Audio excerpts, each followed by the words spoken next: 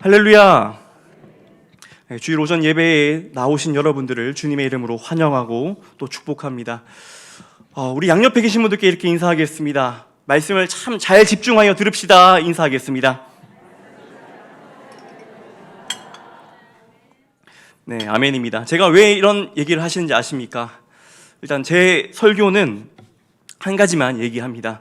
담임 목사님께서는 훌륭하셔서 이제 한 설교 본문을 가지고 3가지를 준비하셔서 말씀하시지만 저는 아직 많이 부족하여서 이 설교 본문을 한 가지로 요약하여 한 가지로 여러분들에게 전달해 드리려고 합니다. 그런데 이 설교를 잠깐이라도 놓치면 되겠습니까? 안 되겠습니까? 예, 안 되겠죠. 그러니 잘 집중하여 들으셔서 많은 은혜를 누리시기를 바랍니다. 오늘 우리가 읽은 본문에서는요, 시몬이라는 바리새인, 한 종교 지도자의 집의 만찬으로 우리를 안내하고 있습니다. 시몬은 그 자리에 누구를 초청합니까? 예수님을 초대했습니다. 그 종교 지도자 시몬이라는 사람은 그렇다면 과연 예수님을 따르는 자였을까요? 아니면 따르지 않는 사람이었을까요? 이 본문을 대충 훑어보더라도 그렇지 않아 보입니다. 시몬이 예수님을 위해서 한 일이라고는 그저 예수님께 초대장을 한 장 달랑 보낸 것이 전부였습니다. 오늘 성경 본문을 자세히 보시고 또 그 당시 문화를 조금만 안다면은 예수님이 지금 얼마나 푸대접을 받고 계신지 알 수가 있습니다. 이런 만찬에서는 분명한 예법이 있었습니다. 일단 환영의 표시로 손님의 그 손에다가 입을 맞추어야 했습니다. 하지만 이 시몬은 이 시작부터 이 예의를 무시했습니다. 시몬의 무례함은 거기서 끝이 나지 않았습니다. 당시 예수님이 사시던 그 고대 근동 지방에는 1년 365일 먼지가 풀풀 날리던 지역이었습니다. 그러니 항시 발을 씻는 것이 일상이었죠. 특별히 사람들이 많은 그 실내에 들어가기 전에 발을 씻는 것이 꼭 필수적이었습니다. 그러니 이런 만찬회에서 발을 씻기 위해 물을 내어주는 것은 당연한 예의였습니다. 거기다 조금 더 그 사회적인 지위가 있는 사람이라면 주인이 직접 나와서 그 사람의 발을 씻겨주기도 했습니다.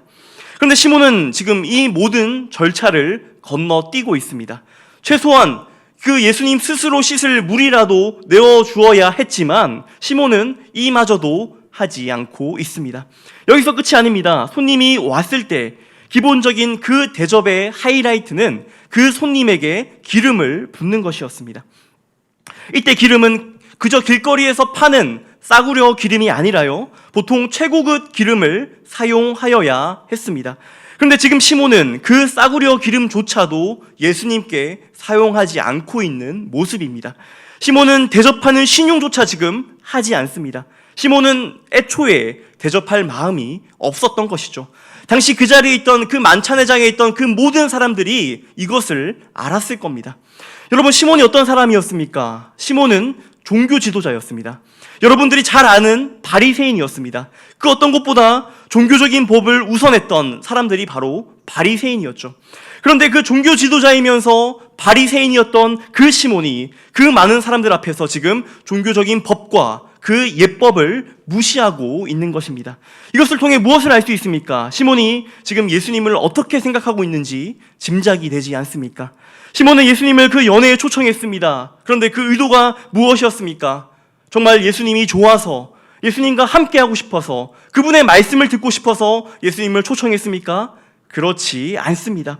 그저 많은 사람들 앞에 그 예수님을 무시하고 모욕하고 조롱하는 것을 보여주기 위해서 예수님을 부른 것입니다.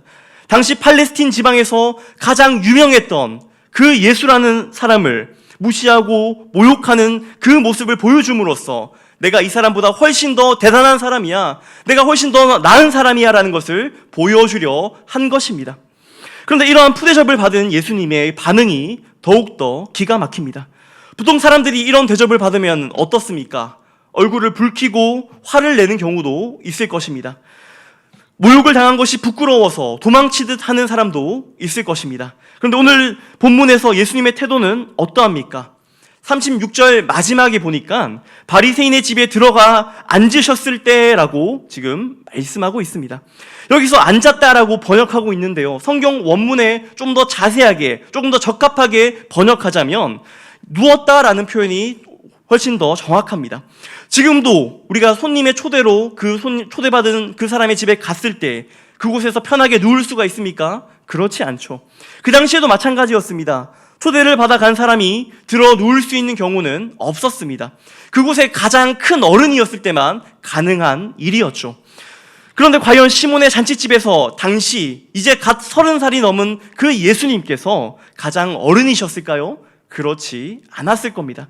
예수님은 어른이 아니었습니다. 그럼에도 불구하고 예수님은 이 시몬의 이러한 푸대접에도 불구하고 많은 사람들 앞에서 무시와 모욕에도 불구하고 예수님은 지금 시몬의 집에서 태연하게 누워 계신 것입니다. 여러분, 이 모습이 조금 상상이 되십니까?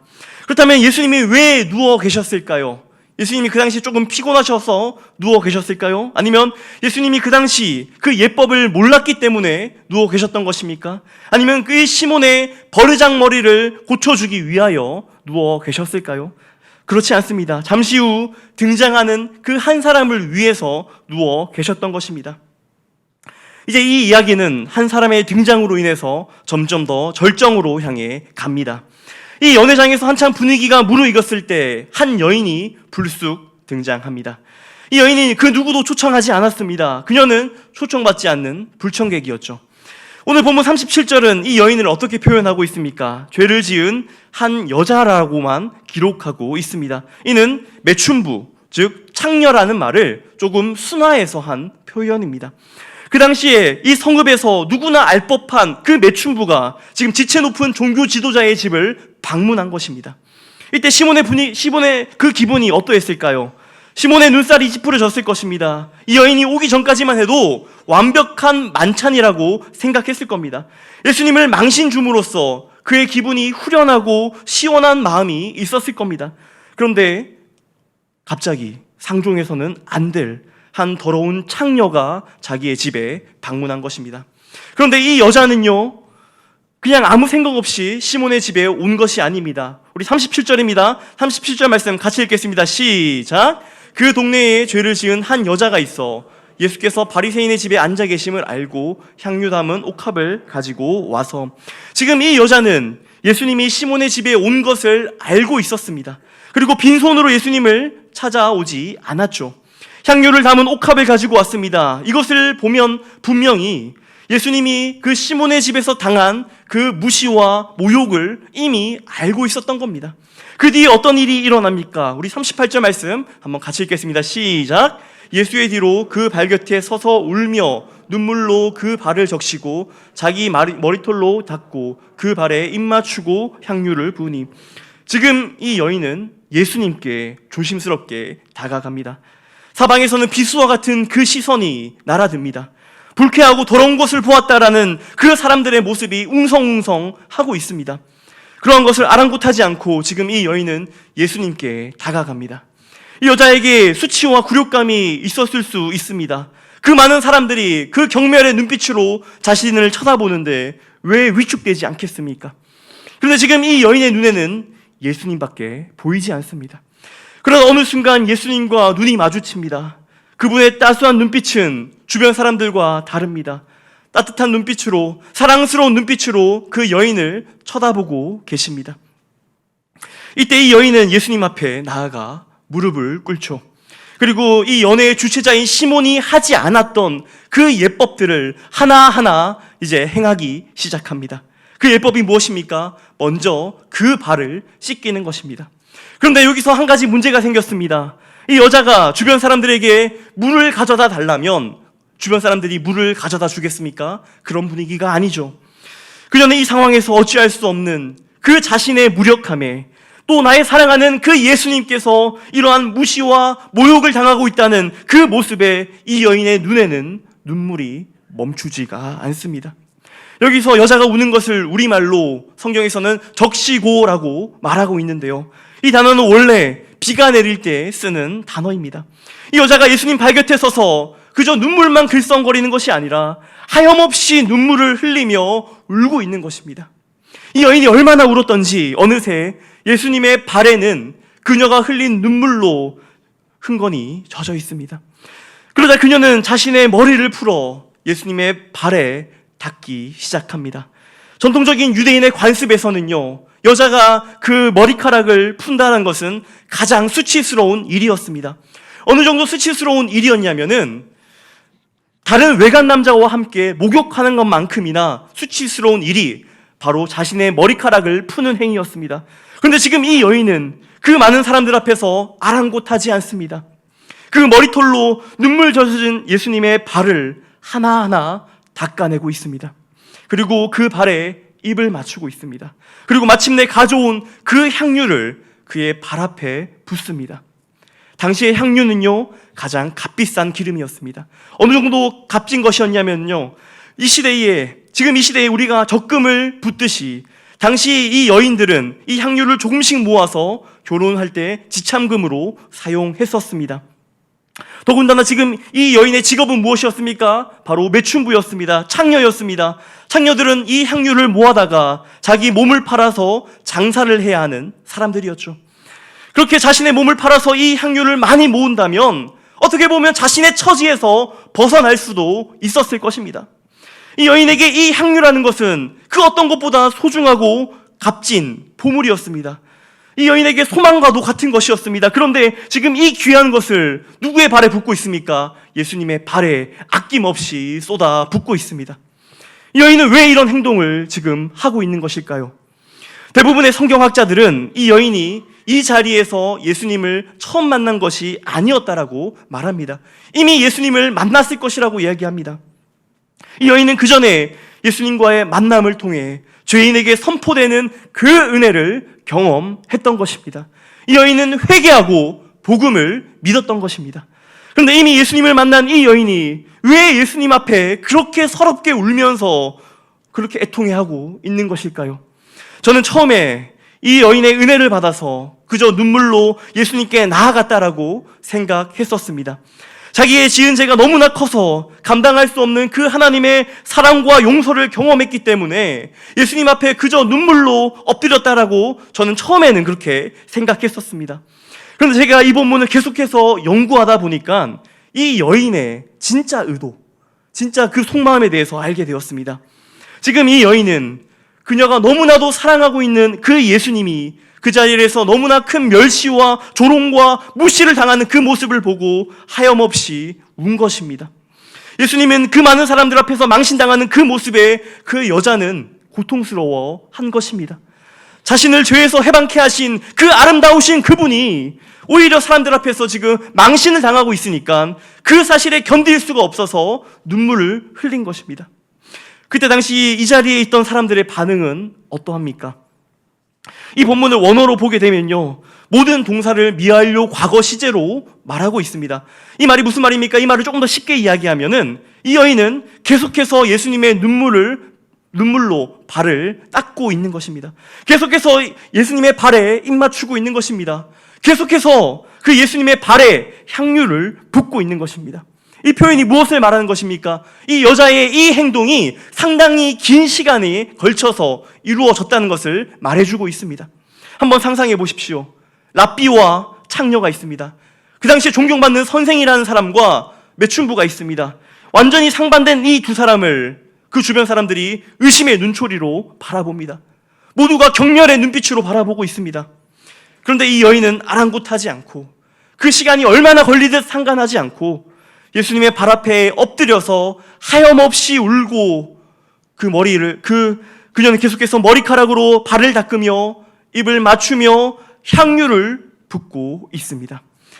이런 모습이 한번 상상이 되십니까? 여러분이 그 자리에 있으시다면은 어떤 마음이 드시겠습니까? 성경은 이 시몬의 마음을 이렇게 기록합니다. 39절입니다. 우리 한번 같이 읽을까요? 시작. 예수를 청한 바리새인이 자신을 만지는 이 여자가 누구며 어떠한 자 곧 죄인인 줄을 알았으리라 하거늘. 시몬이 지금 무슨 마음을 품고 있습니까? 이 사람이 만일 누구였다면이라고 말합니까? 선지자였더라면 자기를 만지는 이 여자가 죄인인 줄 알았을 텐데 라고 말합니다. 이 말이 무슨 말입니까? 이 앞에 있는 이 사람, 이 예수님이 선지자라는 말입니까? 아니라는 말입니까? 선지자가 아니라는 말이죠. 이 앞에 있는 예수님은 선지자가 아닙니다. 자기의 발을 씻기는 이 여인이 죄인임을 알았으면 쫓아냈을 텐데 저렇게 가만히 두고 있는 거 보니까 눈앞에 있는 이 예수라는 사람은 절대로 메시아일 리 없어, 절대로 선지자일 리 없어라고 지금 이 시몬은 생각하고 있는 것입니다. 그런데 예수님은 이 여인이 누구인지 정말 모르셨을까요? 예수님은 이 여인을 누구보다도 잘 알고 있었습니다. 그뿐 아닙니다. 예수님은 지금 이 시몬의 마음에 품은 생각까지도 모두 다 알고 계셨습니다. 그래서 예수님은 시몬에게 짧은 비유 하나를 들려주시죠. 두 사람이 있습니다. 이 두 사람은 한 사람에게 빚을 졌습니다. 한 사람은 500데나리온, 또 한 사람은 50데나리온의 빚을 졌습니다. 그런데 이 두 사람은 도저히 이 빚을 감당할 수가 있는 처지가 아니었습니다. 그래서 이 빌려준 이 사람이 이 두 사람의 빚을 모두 다 탕감해 주었습니다. 한 데나리온은 하루 일당에 해당하는 금액입니다. 빚을 면제받은 두 사람은 지금으로 치면 각각 500만 원과 5천만 원에 해당하는 그 금액을 빚진 것입니다. 예수님이 이 시몬에게 물으십니다. 둘 중에 그 누가 더 그 갚아준 사람을 사랑하겠느냐라고 물어보시죠. 그러자 시몬이 대답합니다. 내 생각에는 많이 탕감받은 사람이 더 사랑할 것입니다. 예수님 뭐라고 말씀하십니까? 내 판단이 옳다. 그리고 방금 말씀하셨던 비유를 들어서 시몬에게 말씀하십니다. 시몬아, 너는 내게 가장 기본이라고 할 수 있는 그 발 씻는 물도 내어주지 않았다. 그러나 이 여인은 수치와 조롱 속에서도 그 발을 눈물로 씻어주었구나. 시몬아, 너는 내게 형식적인 입맞춤도 하지 않았지만 이 여인은 나의 발에 입맞추기를 그치지 않았구나. 시몬아, 너는 나의 머리에 값싼 기름도 붓지 않았지만 이 여인은 나에게 값비싼 향유를 내 발에 부었단다. 이게 얼마나 큰 차이입니까?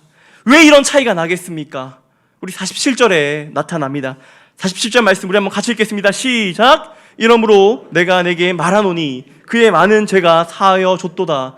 이는 그의 사랑함이 많음이라. 사함을 받은 일이 적은 자는 적게 사랑하느니라. 무슨 뜻입니까? 47절에 지금 죄가 사하여 줬도다라는 말은요, 현재 완료형입니다. 이것을 다시 말하면은 이 여인의 죄는 이미 죄 사함을 받았다라는 것입니다. 이 여인이 눈물로 예수님의 발을 씻기고 향유를 부은 그 일로 인하여 죄가 사하여졌다는 말입니까? 그 말이 아니라는 말입니다. 이 여인이 예수님께 행한 그 모든 일은 이미 자신의 죄가 용서받았기 때문에 했던 일입니다. 받은 은혜가 너무나 크기 때문에, 받은 사랑이 너무나 크기 때문에 무시당하고 멸시당하는 그 조롱당하시는 그 예수님을 보고 그 발을 씻기지 않으면 견딜 수 없는 마음이었던 것입니다.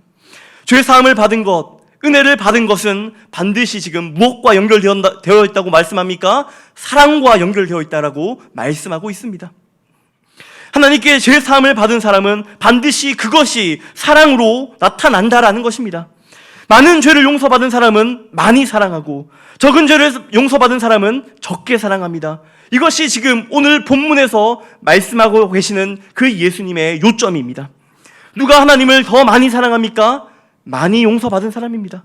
누가 하나님을 적게 사랑합니까? 적게 용서함을 받은 사람입니다.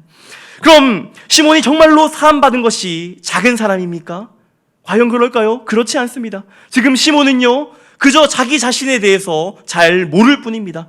자신은 괜찮은 사람이라고 생각합니다. 자신은 저 창녀와는 완전히 다른 수준의 사람이라고 생각합니다. 나는 바리새인이고 율법에다가 윤리와 도덕을 잘 지키는 사람, 하나님 앞에서 한 점 부끄러움 없는 사람이라고 생각합니다.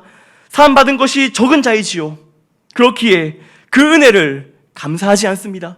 그 은혜를 감격하지 않습니다. 하나님을 사랑하지도 않습니다. 사랑하는 성도 여러분, 오늘 본문에 나오는 죄지은 여인과 바리새인처럼 오늘날 교회 안에도 여전히 두 부류의 사람이 존재합니다. 많이 사함받은 사람이 있고요, 또 적게 사함받은 사람이 있습니다. 그리고 그 차이는 반드시 주님을 얼마만큼 사랑하느냐로 나뉘어집니다. 적게 사함받은 사람은 주님을 뜨겁게 사랑하지 않습니다. 사함받은 것이 적다 보니까 그냥 적당히 부담되지 않을 정도로만 주님을 사랑합니다. 그냥 내가 원하는 것을 하는데 방해되지 않을 정도로만, 내가 살아가는데 방해되지 않을 정도로만 주님을 사랑한다라는 겁니다. 하염없이 흐르는 눈물로 그 주님의 발을 씻겨드린 적이 없습니다. 수치의 상징인 그 머리카락을, 그 나의 수치를 드러낸 적도 없습니다. 마음을 다해 향유를 그 주님께 쏟아부은 적도 없습니다. 성경이 죄인이라고 하니까 내 자신이 부정하지는 않습니다. 하지만 자신이 그렇게 문제가 있다라고 생각하지도 않죠. 다른 사람과 비교하면은 나는 이 정도면 괜찮아. 나는 이 정도는 그래도 괜찮은 성도야. 괜찮은 교인이야 라고 생각합니다. 나는 완벽하진 않지만 저기 저 앉아있는 김집사, 이집사, 박집사보다는 그래도 나아라고 생각합니다. 반면에 많이 죄사함 받은 사람은 어떠합니까? 자신이 얼마나 큰 은혜를 받았는지 머리로 아는 것이 아니라 가슴으로 압니다. 마음으로 압니다. 감히 용서받을 수 없는 이 추악한 죄인을 살리신 그 주님의 은혜가 얼마나 큰지 알고 있습니다. 그래서 십자가와 주님의 희생이 너무나 감격스러워서 주님을 뜨겁게 사랑합니다. 사함을 많이 받은 자는 많이 사랑할 수밖에 없습니다. 갚을 수 없는 그 큰 빛을 탕감받았는데 내가 무엇을 아까워하겠습니까? 죽었던 나를 살리신 그분을 위해서 내 삶을 드리는 것이 어찌 아까워할 수 있겠습니까? 오직 그 주님 앞에 엎드리며 나의 전부를 쏟아 붓는 것입니다. 그래서 진심을 다해서 이런 찬양의 고백을 할 수 있죠. 웬 말인가 날 위하여 주 돌아가셨나? 이 벌레 같은 날 위에 큰 해 받으셨나? 늘 울어도 눈물로써 못 갚을 줄 알아. 몸밖에 드릴 것 없어 이 몸 바칩니다. 적게 사함 받은 사람이 이 찬양의 고백을 드리겠습니까? 적게 사함 받은 사람이 어찌 이 찬양의 고백을 진정으로 올려드릴 수 있겠습니까? 사랑하는 성도 여러분, 저는 이 자리에 계신 여러분들께 진정으로 묻고 싶습니다. 오늘 이야기에서 여러분은 누구와 더 닮아 있습니까? 시몬입니까? 아니면 죄 많은 한 여인입니까? 하나님 앞에서 정직하게 자신을 한번 돌아보시기를 축복합니다. 오늘날 세상의 모습이나 교회의 모습을 보면은 의인들이 갈수록 많아지는 것처럼 보이죠. 왜일까요? 진짜로 의인이 많아지는 것입니까? 아닙니다. 오히려 이 세상은 점점 더 악을 향해 치닫고 있습니다. 의인은 없고 자신의 진짜 모습만을 모르는 시몬과 같은 사람들만 있을 뿐입니다. 자신의 진짜 모습을 모르니 하나님의 은혜가 무엇인지 모릅니다. 그 은혜를 모르니 하나님을 사랑할 수도 없고요. 그 은혜를 모르니 그 예수 그리스도의 십자가를 사랑할 수가 없는 것입니다. 내 안에 어찌할 수 없는 죄악들로 인해서 이 여인과 같이 울어야 하고, 이 여인과 같이 통곡해야 하고, 이 여인과 같이 애통해야 하는데 냉랭하게 식어진 내 모습이 지금 보이지 않습니까? 강팍한 그 시몬과 같은 그 모습이 내 모습이 아닙니까?